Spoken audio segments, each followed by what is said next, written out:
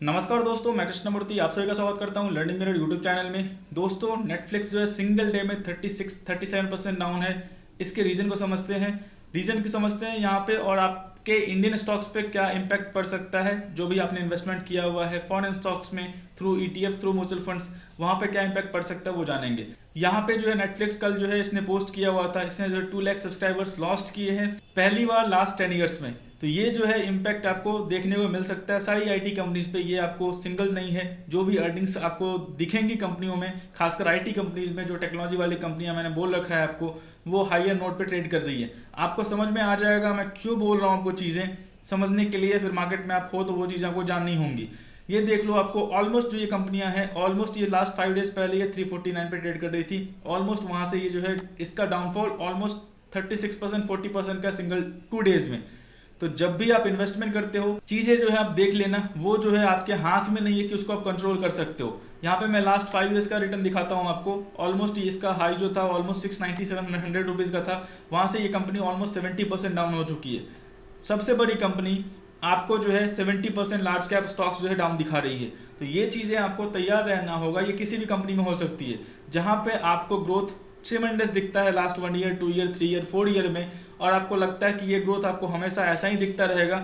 वहाँ पे एक कंसर्न ये है कि उस कंपनी के इन्वेस्टर्स जो हैं उनको रिजल्ट जो है in form of earning, in form of revenue growing चाहिए। अगर मान लो उसमें थोड़ा भी डेविएशन होता है या थोड़ा भी जो है आपको अप्स एंड डाउन्स होता है, तो चीज़ें आपको वर्स्ट से वर्सन हो सकती है और आपको जो है उसके लिए तैयार रहना पड़ेगा। तो यहाँ पे आप कंट्रोल नहीं कर सकते इस चीज़ों को, मैंने बता रखा है। इसका इम्पैक्ट आपको कहाँ हो सकता है? इसका इम्पैक्ट मेनली जो है आपके एमफैंग के जो भी आपका ईटीएफ है, इसका इम्पैक्ट कहाँ हो सकता है? इसका इम्पैक्ट आपको जो है एमफैंग के जो भी स्टॉक्स हैं, एमफैंग में आपको नेटफ्लिक्स अवेलेबल है, वहां पे आपको देखने को मिल सकता है। तो यहाँ पे एमफैंग में मेनली आईटी वाली कंपनी है, मेनली टेक्नोलॉजी वाली कंपनी है, वो चीज़ हमेशा ध्यान रखना। Tesla, Apple, Nvidia, Facebook, Microsoft, alphabet, Amazon, Alibaba, Netflix और बाइडू। यहाँ पे मैं आपको बता रहा हूँ यहाँ पे फायदा क्या है आपको। यहाँ पे जो है आपका, यहाँ पे क्या बोलते हैं, नेटफ्लिक्स में आपका होल्डिंग जो है वो 9.6% का है। अगर मान लो आपने सिंगल स्टॉक्स में इन्वेस्ट किया होता तो आपका ऑलमोस्ट 100% का होल्डिंग होता। उसके हिसाब से सिंगल डे आपका पोर्टफोलियो और 10 लाख का इन्वेस्टमेंट होता तो ऑलमोस्ट 3.5 लाख 4 लाख रुपीज का सिंगल डे डाउन है। आप कुछ नहीं कर सकते इसमें, वो चीज़ आपको समझना होगा। ठीक है, यही चीज़ मैं बताने की कोशिश कर रहा हूँ कि ईटीएफ, म्यूचुअल फंड्स, अगर आप फर्स्ट टाइम इन्वेस्टर हो, चीज़ें आप देख नहीं सकते। अगर आपको डाइजेस्ट नहीं करना आता तो आपको जो है टाइम देना पड़ेगा या फिर डाउनफॉल आपको देखना पड़ेगा। उसका कोई अल्टरनेटिव ऑप्शंस आपके पास अवेलेबल नहीं है। इसमें और इसमें फ़र्क बस इतना है कि आपका यहाँ पे सिंगल स्टॉक्स में होल्डिंग 100% का होता, आपको लॉस उसी प्रोपोर्शनेट में देखना होता। यहाँ पे क्या होगा कि आपका इसमें होल्डिंग सिर्फ 10% का ही है नेटफ्लिक्स का, तो जो भी डाउन हुआ उसी प्रोपोर्शनेट पे आपको जो है कल सुबह इसके ईटीएफ में जो है डाउनफॉल आपको दिख सकता है, अगर मान लो उस प्रोपोर्शनेट में आपका सारे स्टॉक्स जो है डाउन हुए।